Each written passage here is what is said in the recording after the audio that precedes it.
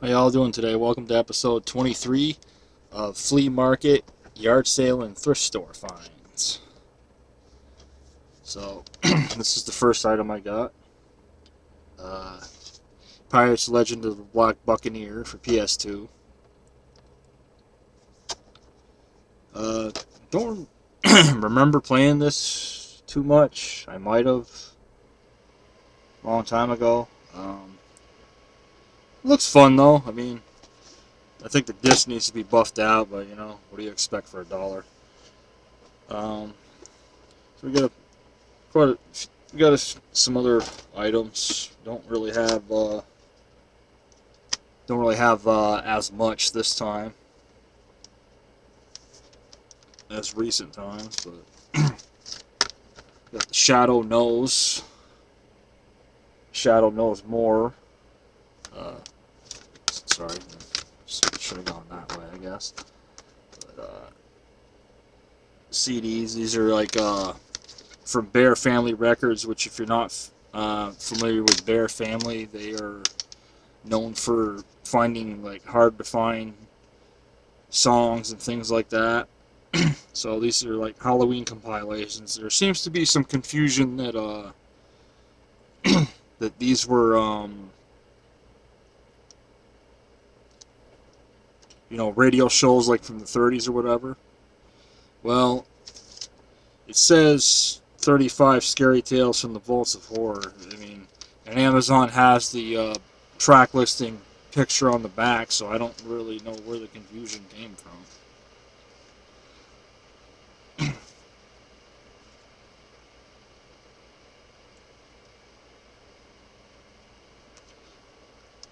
Although on the second CD, The Shadow Knows More, it appears that it has The Shadow Knows Radio Intro to Detective Story Hour from 1930. So maybe there was a radio show called The Shadow Knows in 1930. Who knows?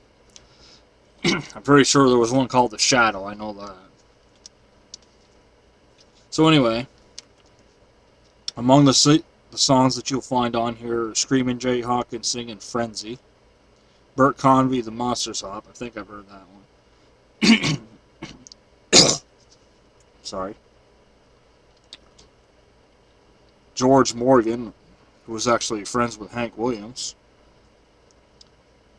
singing Tennessee Hillbilly Ghost. Oh, that should be a good one. It says it came out in 1951, which was Hank when Hank was alive, so Hank might have actually heard that song. K-Star doing Headless Horseman. I've heard that before. Shantae's, they're the ones that did the song Pipeline, so it's an instrumental version of Ghost Riders in the Sky. The Coasters doing a song called The Shadow Knows. That's just what's on disc 1. Now, on disc 2, The Shadow Knows More, you have David Carroll and his orchestra singing Hell's Bells. I'm guessing that's not the same as the AC/DC song.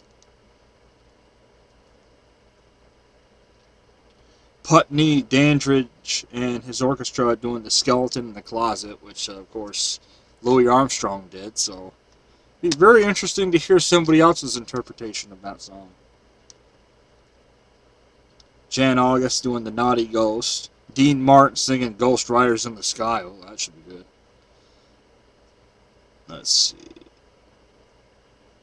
Jim Burgett, Split Personality, Jekyll and Hyde. I wonder if that's the one I'm familiar with. Bob Guy, Letter from Jeepers, and Frank Zappa. Interesting. Louis Armstrong and his orchestra, and Gordon Jenkins and his orchestra doing Spooks. So that's a new one. There's another Paul Peak singing the song The Shadow Knows. So there are songs called The Shadow Knows on those compilations. So it's nice to get some different Halloween stuff. It's like, if you follow my channel, which obviously you do, I'm into Halloween. So I got a Tootsie Toy Army truck here. Goes with my little military die-cast collection. Got a 25th anniversary edition of the Red Baron Hot Wheel, Red Line. I don't know if you can see the Red Line tires. You can't quite see the Red Line tires. Let's see if I can. Doesn't really make much of it. Yeah, you can kind of see them. But the Hot Wheels did the anniversary Red Line cars, and I think it was 1993 for their 25th anniversary. And only thing is that they're cool, but they made so many of them, the value's just not there on them. In fact, people that are restoring Red Lines will often use these as donor cars for like the wheels and stuff. So they're cool, but just if you get them, you see where it says Hot Wheels Vintage on the bottom. These aren't the original Red Lines, so just know that. So some people don't understand is that when they look on the base and they see something that says like 1969, it's like it doesn't necessarily mean that's when it came out. It's just like if you see a Hot Wheel like the '67 Camaro, and it's got their current wheels on it, but it says 1967 on it or whatever, and it's like people automatically assume that it's one of the originals, and it's not. You just have to know what to look for, which, being a collector, you should know what to look for. But I guess some people just don't understand that. They look at the base and see that it's old. But now Hot Wheels is starting to, with the bases, they're starting to put a newer date on it. So it'll say the original date and then the newer date on the base, which makes sense, quite frankly. Some CDs here. Roseanne Cash, The List. This is Johnny Cash's daughter. The story behind this is that he was talking to his daughter in the early 70s, and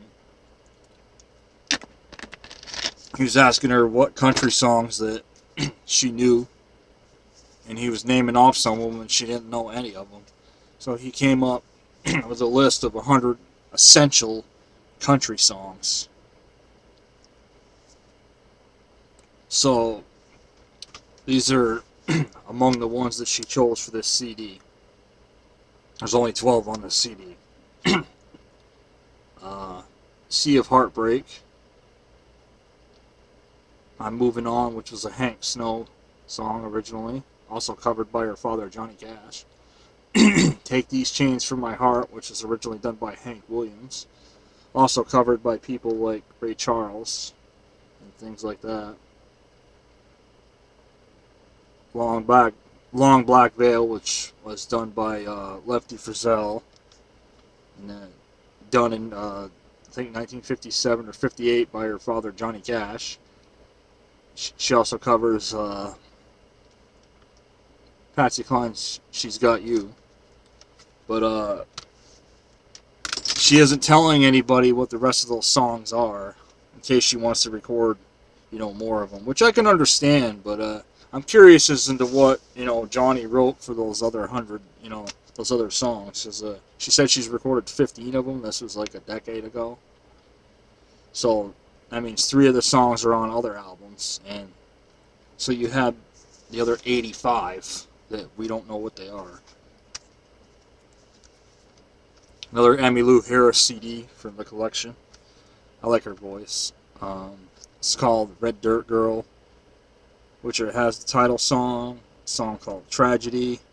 So I don't know if it's the cover version of that old one from the 50s or 60s. Probably not.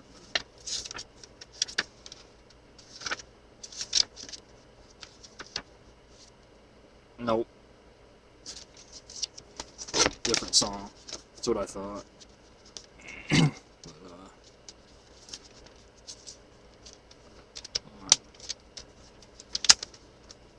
has songs like that on there, as well as Michelangelo, which I think was a hit. Got a few DVDs here for the collection. You know, movie collection. Bone Season 2, which it's a good show. I mean, I got the season I needed for the crossover episode with Sleepy Hollow, but you know, for $1 for a whole season, you can't really go wrong. But it has the episode. One of the episodes that's on here is the Headless Witch in the Woods, so that one alone is intriguing.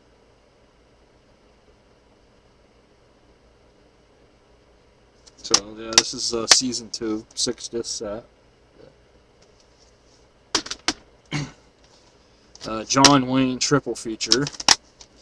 Do like my westerns too.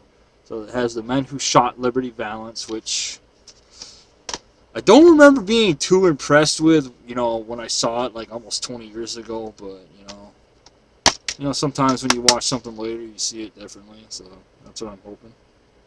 Sons of Katie Elder, which is another John Wayne, one from that era, the 60s.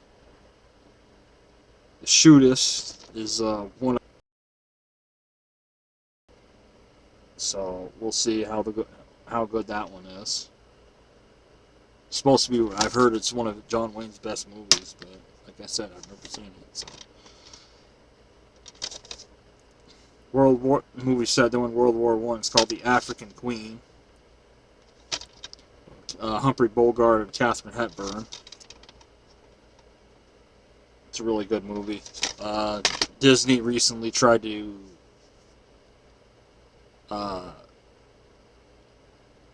recreate that with I think it was called Jungle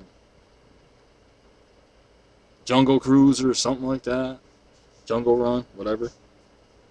Yeah, I watched that one. It tries a little too hard to be this one. It just doesn't work.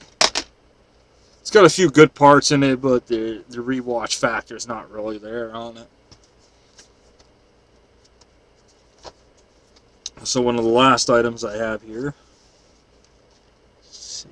I'm just making sure anything didn't fall down there. Yeah, I do have one more thing actually. Before I get to that. This Tonka taxi. It's actually got the top. Sometimes these are missing the tops. So that's pretty cool.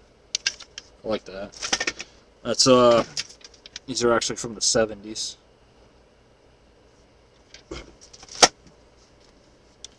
Okay, so this is a DVD called The 4 Complete Historic Ed Sullivan Shows featuring the Beatles. So this is all of the Beatles appearances on the Ed Sullivan Show, which has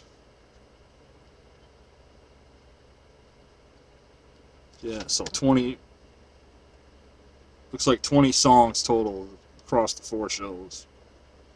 But you also get other people besides the Beatles on the shows, obviously. Like the first show, February 9th, 1964, has Frank Gorshin, comedian impressionist who played at one point played the Riddler on the original Batman series. Then you have on the 16th, you also have Joe Louis, former heavyweight champion. Singer Mitzi Gaynor doing a medley of hits. The show from February 23rd has Cab Calloway doing a couple songs, including Old Man River. The last show has a couple songs by Celia Black, including Little Anthony and the Imperials, Going Out of My Head, and a song called September in the Rain. Celia Black was a female singer that was usually associated with the Beatles. They helped her and stuff like that. So this is a pretty cool find, 2-disc set. So the last item I have here is probably the gem of the whole thing. I was pretty kind of, I don't know what's the word, surprised. Well, stronger word than that. It's kind of amazed to find something like this in the wild, because you don't find stuff like this usually. Halloween 5 soundtrack, which has the score and the songs from the movie, like Romeo Romeo performed by Becca, Dancing on Midnight performed by Churchill, and of course, the score, like The Attic, Jailbreak, Evil Child Must Die, things like that. And it's got a picture of a young Danielle Harris on the cover, of course. So that was a neat little find. It's kind of unexpected. I mean, I really didn't think I was going to find that. So when I saw it there and I saw it was a reasonable price, because let's face it, Goodwill's getting so they don't have a lot of reasonably priced items anymore. But anyways, that's about it for now. It's not as extraordinary as the last time, as you can see. Let's see, the freaking light's not really making much of a difference this time. For some reason, sorry about that. But I'll have more videos for y'all soon. I'm gonna be resurrecting my History's Greatest Mystery show that I started, several years ago. And I see that frickin' History Channel stole my frickin' name for their show. Which is kind of interesting. History Channel actually doing history shows instead of their reality shows. Interestingly enough, they've chosen some of the same subjects that I talked about. Kind of funny, ain't it? But I'll probably, after I film this, I'll probably film the taste test for the churro Oreos. Get that done, and I'll probably film that history one tomorrow or within the next couple days. I wanted to get that done. So the first episode back, I was going to talk more about the Titanic, but I think I might work, some other subjects in it too. But, I'll figure that out, by then. I'll also be talking about, when I talk about the Titanic, I'm going to be talking about some of the crazy theories that some people have about it. Unproven theories. Downright stupid ones. But we'll get into that. But I'll have more videos for you soon. But I have over 300 videos on my channel, folks, so you got a lot to choose from, as it is. So I mean, even if I go a little bit without doing a video, just go check out my other content. Anyways, I'll see y'all next time.